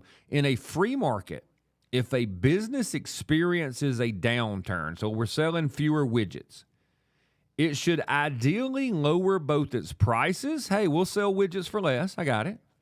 And its workers' wages to stay competitive. Now, I would have thought the first thing we would do is say, hey, look, maybe me, the owner, makes a little less, maybe a little. I'm going to try my best to do what's best for the people who work for me. But again, that's my viewpoint. All right? Probably not what's taught at the big pointy-headed business schools. So lower the workers' wages. In reality, workers fiercely resist nominal pay cuts. I understand that. Nobody wants to get their pay cut. 2% inflation acts as a grease. A grease. It allows a company to keep nominal wages exactly the same. So I'm going to keep paying my employees the same while lowering the real purchasing power of that wage by 2%. I'm preventing mass layoffs. So what these people who run this scam on us are basically saying is that Americans or human beings, workers, are too stupid. We're not smart enough to realize that, you may not be cutting my pay where I can see it. You're giving me the same number of dollars, but you did cut my pay because my dollars don't buy the same thing it bought before. So you might as well have cut my pay where I could see it and I could understand it and you wouldn't hide it. Right. So the next question a thinking person if they didn't asks, hide it, you might object. You might be upset by it. Yes. So the next thinking question would be, well, why do they really hide it? Because this would make more sense if we just kind of admitted it. Hey, I'm in the widget industry. I work at Widget Inc. and nobody's buying widgets anymore, and man, we got to cut back. That makes sense. Well, here's the kicker. Modern economies run on massive amounts of debt. If prices and wages are stable, the burden of debt never shrinks. Wait a minute, the burden of debt never shrinks. I have to pay my mortgage no matter what. And the only time paying my mortgage gets easier is if I get a raise, and I don't get very many raises. Yeah, we're back to the Waltons and the Cleavers and the Ingalls family again. So who in the world... How does it become easier to pay your debts with inflation? Well, if my salary goes up, if I get a raise, that's raise inflation. That's good. How does the government do its taxes? Remember in the Bible where the Romans would say, hey, look, you owe me 2 denarii. That's what you got to pay. Okay. The federal government likes to do it based on percentages. There's a reason for that. That's what I'm figuring out. Uh-huh. So when I get a raise, the government gets more. And they get more no matter what. So now they have more tax money that they didn't work for. They didn't do anything for it. But they get more dollars coming in. Well, the more dollars, even though they're worth less, they can take the more dollars and pay off their older debt easily. Now you're hitting it. Okay. And so Think about what it looks like we have, Sky, is you have the central banks, the Federal Reserve, the international bankers, go and entrap countries into debt. They fix it and trick them, basically, or they voluntarily get into debt with the bankers. And in order to pay these debts, they have to want and desire inflation. So then they extract it from the regular people through inflation. Right. So it is a keep in trap of a mind- country, and then the country entraps its people to always get further and further and further behind. And the reason they get further and further behind is because when they borrowed the money 2, 5, 10 years ago, it was worth a certain amount. Yes. As inflation goes on for 2, 5, 10 years, that money has been, its value has been decreased Right.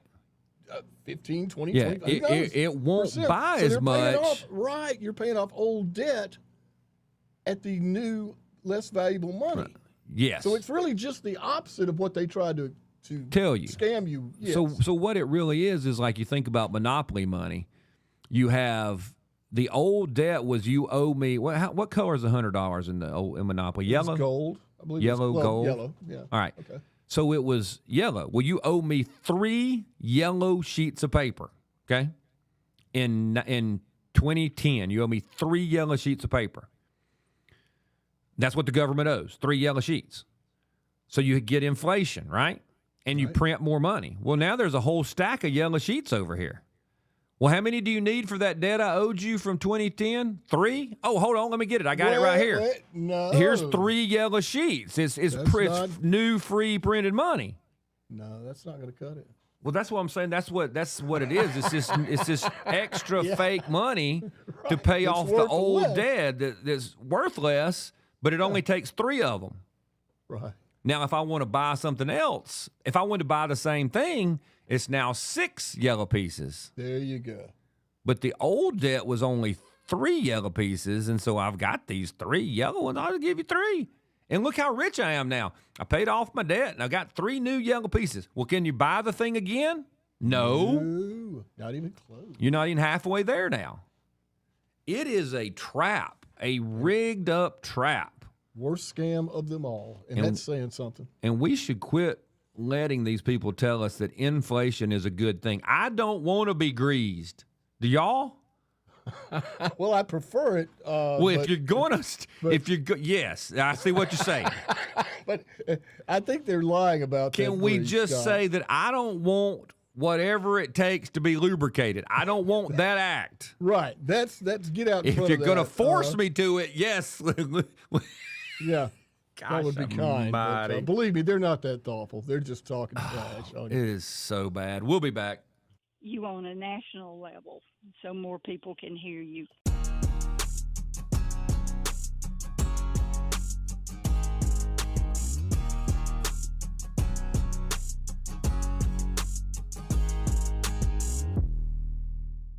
Scott Beason, president of ARP, Alabama Recovering Politicians. Show you can learn things, and I appreciate that. I appreciate that, And, Fred. Thank you. But that's true, and I mean that. I'm not being sarcastic. I am serious.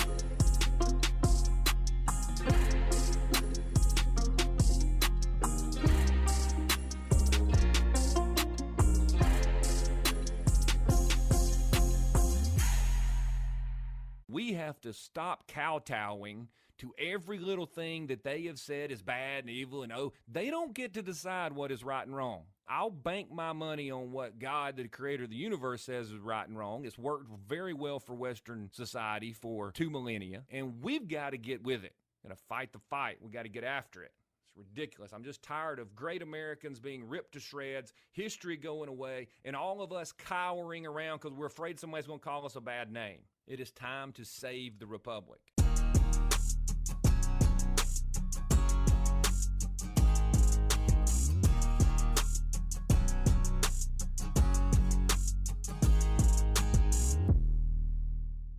You're listening to Alabama Unfiltered Radio with Scott Beason.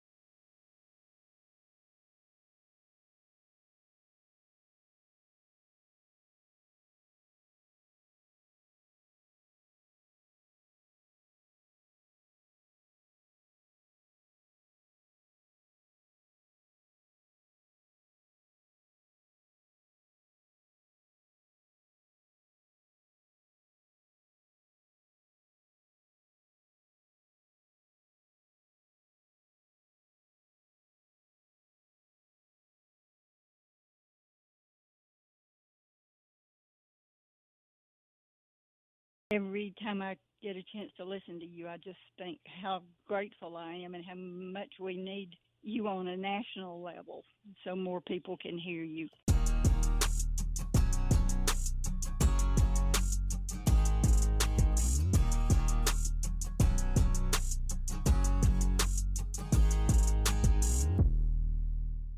Scott Beason, president of ARP, Alabama Recovering Politicians.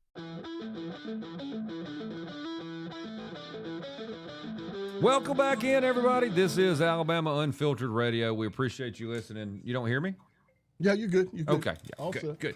Welcome in, everybody. I hope y'all are having a fantastic day. It is a Friday, a free-for-all Fridays. Let's get out to your phone calls again. If you got something you want to talk about, I've got some things to talk about. I know you're shocked. I'm still upset. You are? This whole Federal Reserve. Yeah, man. You got me going now. My blood's up, and I'm just. Well, you know the other thing. I'm so tired of this. My problem is I view the world as Mayberry. Y'all know that. When someone wants to explain something to me about how they think it should be, I want to know how that's working in Mayberry. I'm doing the eggs. Sky's growing tomatoes. Donkey Lori's making sourdough bread. She is. And so-and-so's raising cattle, and I'm selling eggs to, we're basically bartering, okay? Which is a wonderful system. Yeah, and you could get two dozen eggs or a dozen eggs for a loaf of sourdough, and so many tomatoes will trade out for some sourdough and some eggs and the whole 9 yards. And chances are, unless things get bad or something weird happens, we're just going to keep on doing that. And there's no reason for things to cost more and more and more. Scott, you're just so simplistic. You don't understand. No, I think I do understand that things like usury come in, and all of a sudden you got a different kind of system, and eventually you get taxes come in, then you got the banks come in, and then you eventually create a system that requires me and Sky and the people with the sourdough bread, who would probably be Donkey Lori, and we have to do extra to pay bills that we didn't run up. And we have to do extra so that somebody who's not making bread, who's not raising tomatoes, who's not raising the chickens and getting the eggs, who's not doing the cattle, is able to make money doing what? Oh, they're giving us paper to pass around amongst each other instead of eggs and bread and beef and tomatoes. Wow, you're so awesome. Thank you for doing that. How much do I need to keep paying you to do that? And so you start getting this weird, I think it's like so many things in 2026, Guy. You start asking questions, or we start asking questions, you start getting to places that start making you feel uncomfortable. Like, hey, what exactly am I getting? How exactly is this working? Why is this happening? Yeah. And it turns out that whether they're necessary or not, these systems usually figure out a way to exploit regular people.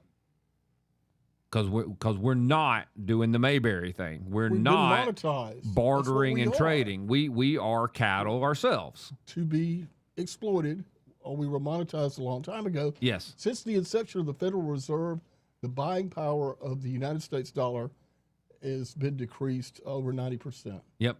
And over 80% since 1971, when Nixon took us off the gold standard under pressure. 81% of your buying power. And didn't we print like more dollars during COVID than we had ever printed during the Biden administration? Okay, during the Biden administration, 80% of all dollars ever printed were printed at that time in 4-year period. As you print that money, it supply and demand.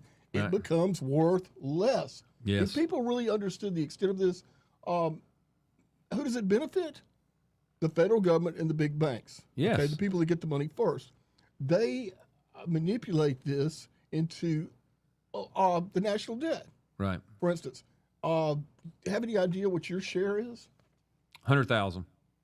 Very good. 120,000. That's you, 120. your wife, Oof. your children, me, everybody. Wait. That's 120,000 each. Each. That's what you currently owe. Holy moly! That Now, means how did we come to that? my family owes $600,000. Yeah, and one day it's going to be time to pay up. Nah, they've got they literally believe there's never because Oh, you're not going to pay for it in money. no. Now I see not. what you're saying. Yes. Oh, you mean they're going to grease me again? They're not like going they to were grease you this doing- time. They're not even going to say they're going to use the lube this time. But it's coming. This is untenable, and it has been for a long time. If people knew the extent that they have been hosed, let's say, that's a Canadian term, it means the same thing, though, they would have revolted a long time ago. I think we're past that point now. We don't have the will. We don't have the conviction. No, we're not going to. We talked about it yesterday. If what did the guy say on the podcast I saw the clip from, that even if the government came out and said, yes, we are a bunch of demonic Satan worshiper, pedophile, child sacrificer, blood drinkers, just we are everything that every person says we might be, we would still do nothing. Let me try one more time to bring this home to everyday I like it when I people. get Sky stirred up. I just gotta man, if start I that don't have Federal anything to talk Reserve about, stuff. I just go to the Federal Reserve. Okay, this puts it in the simplest understandable terms. Before we were taking, let's just go back to 1963. Minimum wage, $1.25 an hour. Okay. $1.25. Right. $1.25. Okay. Right. Let's our $1.20. Didn't we have to set up a minimum wage because everybody was getting behind on inflation already? That's another. Sorry. That's another segment. That's another rant. Let's just take that one. Okay. 120. Pay. Let's say you got it in silver dimes. Okay. Okay. All right. Currently, at the value of silver today, that minimum wage would be, I don't know what. about $45 an hour, which would keep up with what you need to buy. Cost of houses, et cetera. Yes, they're always talking about $15. Well, if we had just left it alone, Right. that's why gold's at $4,400. That's amazing. And that's when it used to be $35 back then. $35. Yeah. So minimum wage, if it stayed the same without the Fed intervention, it would be equal. Your buying power would be $45 worth. Right. That's how it works. And here's the really bad news: the price, the commodities that stay the same, gold and silver, your buying power, it's not near erased enough to catch up to $4,400 gold. We got a long way to go. We got a long way to drop in buying power. Right. Before that becomes Before it balances out. Yes. You can't print that kind of money. Right. And the only reason it happened is because the Federal Reserve makes it possible. That's just one of the evils. Yeah. Well, and people forget that they're like, well, the Federal Reserve, they're just monitoring our money to make sure we don't have another Great Depression. They're just making sure, they're just looking out for us. They caused the Great Depression. Without them, the federal government couldn't be in debt as much as they are. Right? Now you got it. Right. Now you got it. The banks couldn't pull this off. And that's why I always say that my number one thing, go after the Federal Reserve and you cut off the money supply to the federal government for all this. For all this USA, extra indebtedness, right. It wouldn't be available. Yeah, you would have to do the things you have to do, and all the extra funny money spending wouldn't be able to be there because you just can't do it. You can't. It wouldn't be available. It's really a tragedy, and I know we touch on this every so often, but I want people to understand as best we can and be prepared. That's what happened to you. That's what happened. That's why a man in your Beaver Cleaver, Andy Griffith world, a man could work one, regular job. Right. Okay, and his wife could stay home, and you could have whatever. You could buy a car. You wouldn't be buy rich, a home, but you could have a good American life. Middle class American life. Right. Which has become impossible. Why? The reasons we just described. And it always goes back to the Federal Reserve. And the banking system. Yes. Which is designed to transfer money from regular America to the power people brokers, the federal government, who aren't raising any tomatoes. No, they're not. They're not doing anything except shuffle paper and count yeah. the money. Yeah. So. Yeah. Thanks for letting me get that out of my system. No, it's a always little good for bit. you every week or two for Sky to do a Federal Reserve thing. Clark's going to be up on the other side. The the other thing that's weird though is that there are people who believe that if we didn't have quote unquote this banking system we have, that we would not be as an advanced economy as we are. What does that mean? Well, we wouldn't have had all the great, America. Everything wouldn't be so. You wouldn't have as many places to eat. You wouldn't have as many. Everything. The schools wouldn't be. We wouldn't have as many because you got to. All this is built on debt, and I'm like, okay. Yeah, that's right in the file with the lube category you mentioned. Yeah, they're earlier, getting right? us. Yeah, lubricating the That's, labor. That's lubrication for the ears. Lubricating Scott, the right there. labor market. Yeah. You wouldn't be able to have anything if we couldn't loan you money. Yeah, for sure. If we couldn't loan you money, we don't have that. Do you think that? I think that's a mystery people don't understand, Scott, because it's still hard for me to understand that the Federal Reserve and the banks can loan money that they don't have, that doesn't exist. Like I always tried to figure out, okay, look, they only have so many. I see the bank, I drive by, there's only so many customers. How do they loan? And when you're little, they're like, well, they take the money you have in the bank, and they take the money Sky has in the bank, and they take that money and they loan it out to Clark. And I'm like, yeah, but Sky has $4 in the bank. I have $2 in the bank. How did you loan Clark $20? Yeah, we'll talk about those. You're thinking of the Bailey Savings and Loan back there. The fact that you can It's a Wonderful loan Life. more money than you have is hard for people to understand. Fiat currency. Correct. Federal Reserve. But I don't think people understand that that's how it works. Now, they make interest on the money they didn't have and get to keep it. What a system. It's awesome. We should have been out in the street with pitchforks and torches at the first sign of this. But we ever didn't going know. off. It's like everything. They're like, oh, it sounds like it kind of makes sense. And then the abuse starts coming, and it's too late then. It's Golly bum. been too late Wow. for a Well, long time. This is More on that later. Yeah, next month. I can't take it this month. We'll be back.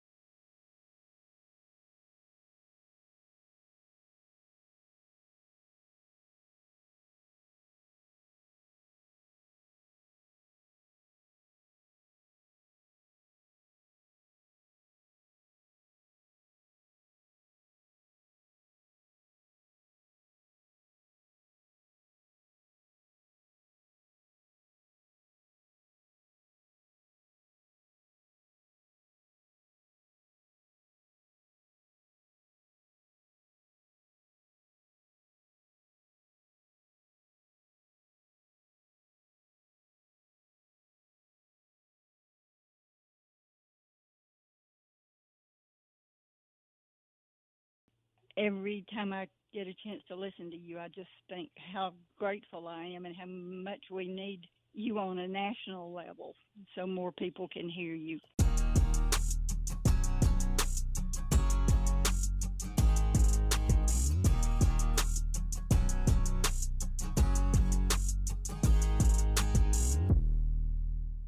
Scott Beason, president of ARP, Alabama Recovering Politicians.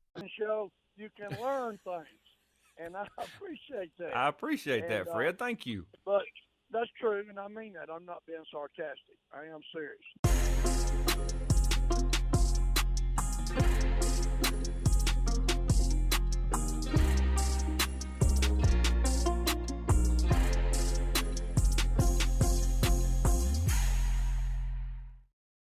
We are back, everybody. Let's get out to your phone calls. Let's go to Clark. Clark, welcome into the program. I hope you're well. Happy Friday to you. Yes. Well, Opie, we're not in Mayberry anymore. No, we are not, Sheriff. So, Dad. on the plane swap story, Scott. Yeah. Now, who released that first? The WAPO. Yes, Washington Post.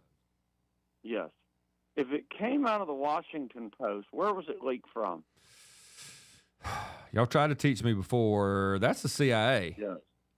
Came from the CIA. Okay. It came from a disloyal ideologue traitor at the CIA. Right. Because CIA leaks to WAPO, right? Yes. Who does FBI leak to? New York Times? Yeah. Yes. Okay. I was making sure I remembered correctly. That's kind of the standard. I mean, it's not 100%, but it's... CNN. Who does? Deep State? Deep State and the DOJ. I got you. DOJ is CNN. Gotcha. Yeah, so, you can tell where stuff came from. Well, the DOJ might also use the New York Times. So, all right. But anyway, you almost need to, carry around a Smithsonian infogram on who leaked with you so you can keep up with it. But, here's the thing. How many credible plots and attempts do we know about on the president's life? 4 so far? Yeah, and I've read that there's been not countless, but multiple times that more that we are not privy to.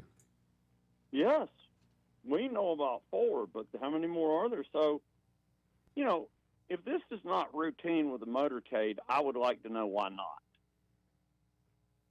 Why would you have the president in the same vehicle in line every time? Why not swap that around? Right. And if it's not SOP wherever the president flies, it ought to be. Okay. Shouldn't it? So it should be, there's yeah. that. Now, in the wee hours this morning, I'm looking at the stories. Did you see where Nevada, the false electors case, got dismissed? I did not. Well, I saw the headline, but I didn't really read it. All right.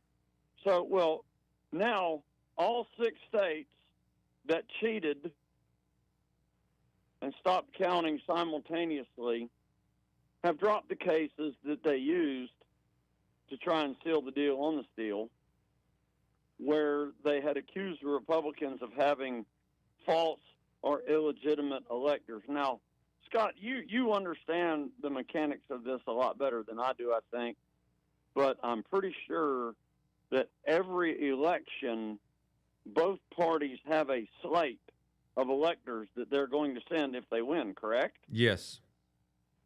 Okay. So this is something that happens every election, and, the charge is so bogus, and you have to ask yourself, how did this story ever get any legs to begin with? And, you talk to any liberal that consumes agitprop, and they'll tell you Donald Trump's a pedophile because that's what their media tells them, because he didn't release the Epstein files, the same ones that I guess Clinton, Bush, Obama, Biden didn't release. So there's that. Sophie Cunningham hates trans people. That's not what she said. That's right. It's not but what she it's said. what their media tells them she said. Yes. And you ever watch Law and Order, Scott? No. Okay. So at the beginning of Law and Order, after you see like the discovery of the body or whatever, the criminal justice system is made up of two separate but equally branches. The police that investigate crimes and the prosecutors or the district attorneys that prosecute them. Okay. All right, well, look, you and I, we want to constantly lay the blame for the lies from the media on the media. Mm-hmm. They only deserve half the blame because there's two separate but equally responsible parties there. Okay. The second is the consumer of agitprop that either needs or wants to be lied to. I ain't quite figured that out yet. It's one or the other. Yeah. But, you know, it's very easy to lie to people that want or need to be lied to, Scott. Yeah, I mean, I guess it's the opposite of cognitive dissonance is if they want to be told things to reinforce their false narrative, I guess there is a desire there for that. It's a step beyond cognitive dissonance, I guess. It's reverse cognitive dissonance. Like, I know. Tell me a it's lie like, that backs up my false beliefs. I want that, but don't tell me a truth that contradicts my false beliefs. I can't handle that at all. Don't tell me a truth that will dislodge me from Mayberry. Yes. Or Mayfield. You ever know? I never thought about that, but they both start with May. You got it, man. Keep doing it. I appreciate it. So have you seen, well, nope. We've got a topic. It's already listed. We got 2 minutes. 2 minutes in this segment if we stay on relative schedule. Wow. Schedule. We'll do our best. Amanda Saguero from Outkick has a story you can find over at Fox News or at Outkick. It has escaped vast attention last week when Aaron Rodgers, the quarterback of the Pittsburgh Steelers, formerly at the Green Bay Packers. Yeah. He suggested during his appearance on the Pat McAfee show that NFL people got past or got around the NFL's COVID-19 protocols by obtaining fake vaccinations. Vasectomies. That Oh, was wait, that's not it. I don't remember which one that was. A vaselinectomy. That was the. That's the Federal Reserve, That was Scott. lubricating the labor market. Obtaining fake vaccination cards, and now Cam Newton is joining the chorus. Newton appeared on his 4th and 1 podcast on Monday, addressed the 2021 NFL protocols that required all team employees, players, coaches, staff, everyone to get COVID-19 shots so as to avoid, where's the word? It just updated with a picture and it messed me up. Stringent, frequent testing in order to enter team facilities. All coaches were forced to take the shots or not work. Players who did not have their shots indeed had to submit to daily testing and had to wear a mask within the team facility and practiced distancing guidelines during meals, meetings, and workouts. Newton said, if I were being honest, going back to 2020, there were multiple players, coaches, and executives that fraudulently got their COVID shot. Yes, I said it. That's what he says. That allegation supports what Rodgers said last week in the middle of what was mostly a viral criticism of Anthony Fauci's testimony. So they go through the whole 9 yards. A lot of people probably had fake vax cards back in the day, he said during the latter portion of his interview. I remember seeing some of the vax cards. It was like written in crayon. Yeah, Cam's a character, but he's telling the truth. He said, who was it? Was that back to, that might be back to Rodgers saying it was written crayon. He said, all right, let me finish this last quote. I'm like, all right, so we're going to pass that off as legitimate, but we unvaccinated are going to be second-rate citizens over here? I got to wear a yellow armband, train in the back, can't be around more than 3 people? Rogers called it a crazy time, and it indeed was, because wearing masks into restaurants but taking them off during the meal wasn't science-derived from the virus being unable to affect people sitting down as opposed to standing up. It was all performative. Better believe it. Hey, you know what? Cam had some more interesting comments as well. Did he really? All right, so you're yeah. going to tell me what he said on the other side? Oh, yeah. All right, we've got that. You don't want to miss it. We'll be back.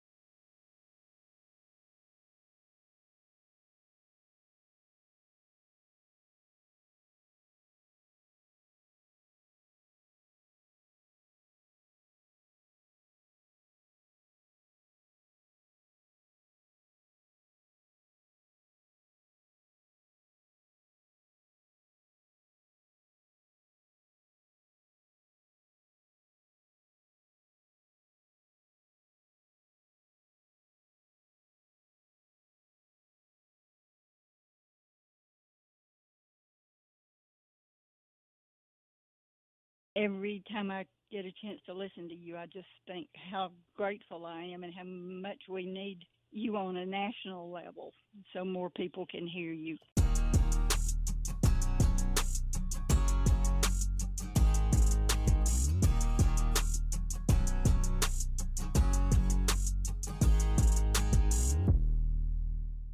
Scott Beason, president of ARP, Alabama Recovering Politicians.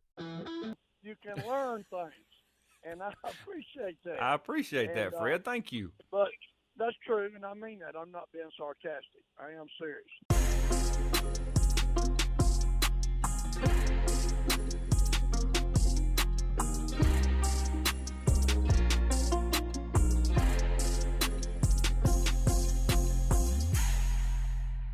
We have to stop kowtowing to every little thing that they have said is bad and evil, and they don't get to decide what is right and wrong. I'll bank my money on what God, the creator of the universe, says is right and wrong. It's worked very well for Western society for 2 millennia, and we've got to get with it. Got to fight the fight. We got to get after it. It's ridiculous. I'm just tired of great Americans being ripped to shreds, history going away, and all of us cowering around because we're afraid somebody's going to call us a bad name. It is time to save the republic.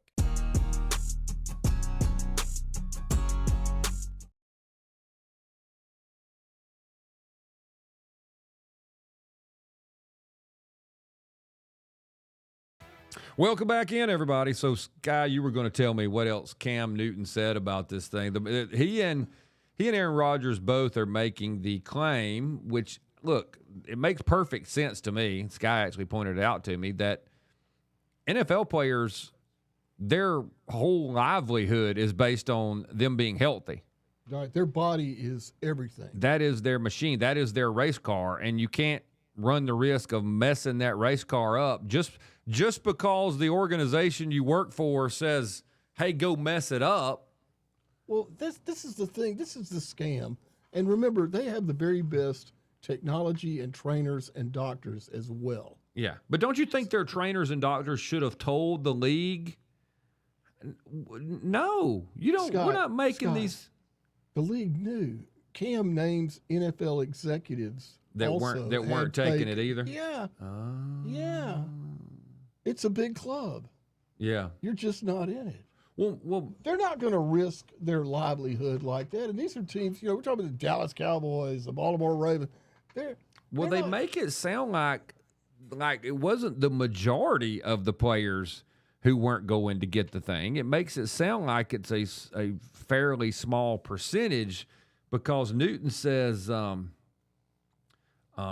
see, what was it? What does he say? You like Cam? What do you know? It's like, man, I knew multiple people in that locker room didn't get the COVID shot, but they got a card that they paid for. Boy, nurses were making big bank. But that card and that little stamp, man, folks was trying to get in that club. Hey, man, you got your vaccination card? Yeah, I got it. Yeah. Yeah, I got it. Where'd you get it? Oh, okay. Yeah. Okay. Hey, look, you know what I hope? I hope that tons of NFL players paid for a fake vaccination card. You know what else I hope? I hope a bunch of folks out there listening work at a place where they have got a fake vaccination card too. I hope some of y'all did. And I hope you can't tell anybody because you don't want your boss or the owner of the company or the corporation to know that you gave them a fake vaccination card or somebody did. But I hope a lot of people did that. It would be in their best interest now. And Yeah. They were right. That's the thing. These players, these people, I have the utmost respect for them to resist like they did. Oh, I do against too. all the pressure. I'm still amazed that we bought this. Scott, that's a lie. You're hoping that people lied. Not really. No, we're talking about their health. We're and look, I understand where some people are getting, but I'm not sure, quote unquote, lying to tyrants counts as a lie.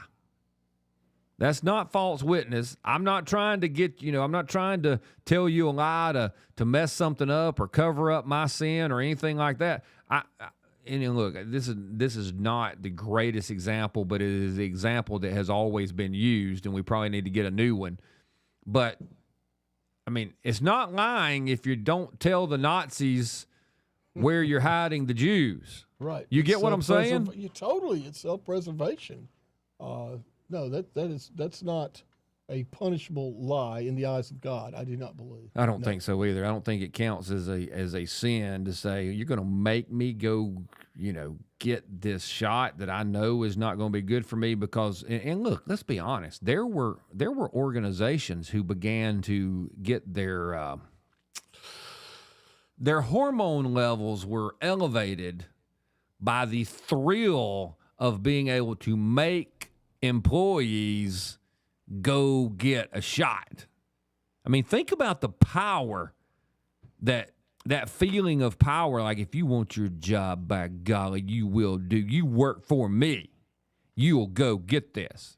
I have no problem lying to that person if it counts as a lie. Misleading that tyrant.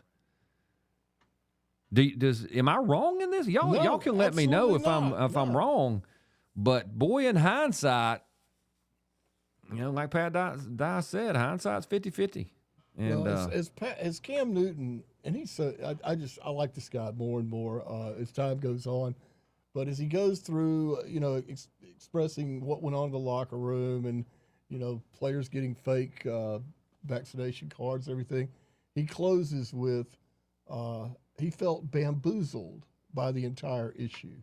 Yeah, and I thought, Cam, that's fair enough. Yeah, so did I. Fair enough. The whole thing. I still do. Mm-hmm.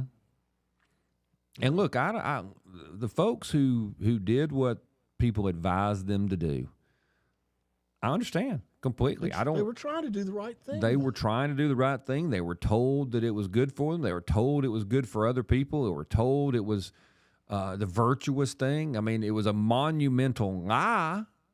Yeah. But, look, take that as the out. So don't take it as, hey, look, I was lied to. I believed them. I didn't know I was working my job, living my life, doing my things. They lied to me. But at least learn the lesson Yes. that these people will lie to us. Yes. That's the key. That's the lesson right there. And the second lesson was you should have been listening to this program a long time ago. That's right. And you might have got a fake ID card yourself. You never know. Or just avoided. Yeah. Could have avoided all kind of problems.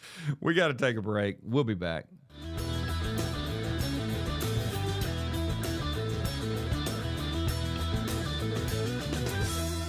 Listening to the Scott Beason show, you can learn things. And I appreciate that. I appreciate that, Fred. Thank you. But that's true, and I mean that. I'm not being sarcastic. I am serious.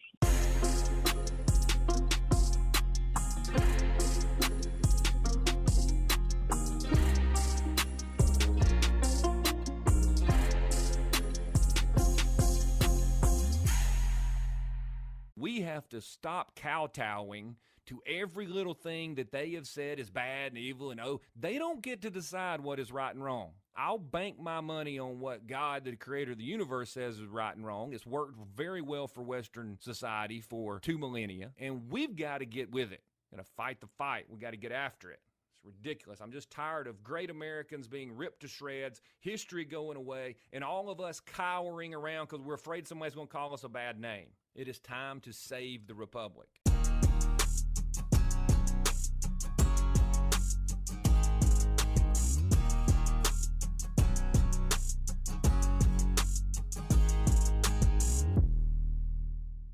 You're listening to Alabama Unfiltered Radio with Scott Beason.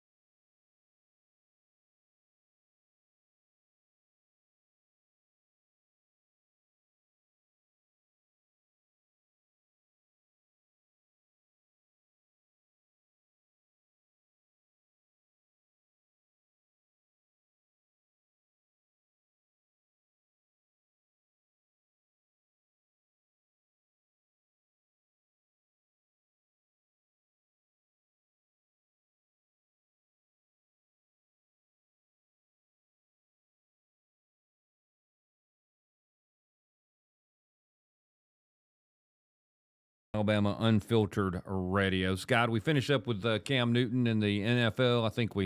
I think Bamboozled covered the kind of closes it out, how people feel and what happened, and hopefully more people remember and keep in mind that is indeed how it works. They will tell us whatever they want to tell us. They will treat us however they want to treat us. Scott, that's a terrible way to look at it. It's really not a terrible way to look at it. I want to I would argue that it was not just the Bereans who should be lauded for testing the spirits, for listening to what teachers teach us, and then researching to see if it's right.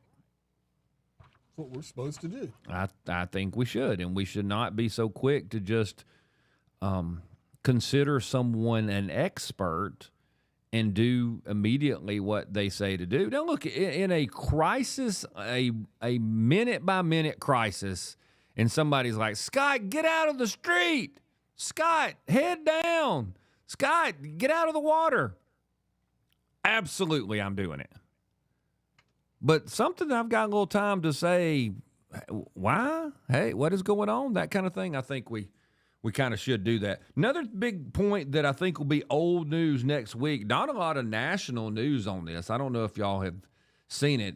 The stories that are out there at all are very, very limited. And I think it is an example of the bias that is in the mainstream press, because to them, this is not something that needs to be pointed out. I would argue that the mainstream press is okay with this kind of thing. I'm looking at the Snopes article by Nur Ibrahim, N-U-R Ibrahim. According to Snopes, in August, this month, many people online accused Coca-Cola of not permitting messages on their customized cans that said certain things. Okay? And people, according to Snopes, key points, the claim that Coca-Cola does not allow a phrase, I love Jesus, on its customized cans, but permits consumers to print, I love Satan, is unproven. Now, that's the Snopes version, okay? It's unproven. You know who Snopes is. Yeah. Oh, hey, is that true? I don't know. Let me go check Snopes. Oh, it says it is unproven. They're discredited terribly anyway. So. Well, at least Snopes gets to when Snopes attempted to test out our own personalized phrases on cans from the Coca-Cola's website, we found an error message on one page and a notification that personalized products are out of stock. Coca-Cola spokesperson attributed the issue to a glitch in the company's system and noted that Coca-Cola had turned off the tool. Additionally, Coca-Cola's website said that customized cans are reviewed before being manufactured and that cans with phrases featuring religious, political, trademark, inappropriate, or otherwise restricted terms will not be produced. Now, the rest of the story is you could put a whole bunch of other religions on the can, but you couldn't put phrases that had to do with Jesus. And people said, well, of course, Scott, you got the software and they just have Jesus is just, Jesus, we should be mad at them, but they just have anything that says Jesus is not allowed. Okay, all right. So that's step one. Yeah, Jesus is not allowed. Other pagan gods, their names are allowed. And it's all good, but it's worse than that, Sky. I don't know if you saw the second part of that. No, I have not seen part two. I'm up to speed there. There's part one. Part two is, oh no, the word Jesus is allowed. If you say like Jesus is king, Jesus is God, positive things about Jesus were not allowed. But if you said Jesus is evil, that was accepted by the system. So we've moved beyond just a simple, hey, look, we just don't like the word Jesus. No. It's fine, derogatory. Jesus in a positive is restricted. Jesus derogatorily is accepted. That's how far this thing went, Sky. And you can go on the internet. People took screenshots. People said, hey, look, I took the screenshot so that I would, because I know they're going to take this thing down. Count on that. So when you go to Snopes and you read about it, you basically get a, well, we can't check it. Well, no, duh, Sherlock, Snopes. You can't check it because they took it down. It's been scrubbed. That's how they work. It's really as fascinating. Coca-Cola, of all, Coca-Cola. a great Southern company. Used to be. That's just tragic. It is kind of sad. They came back. They're just trying to.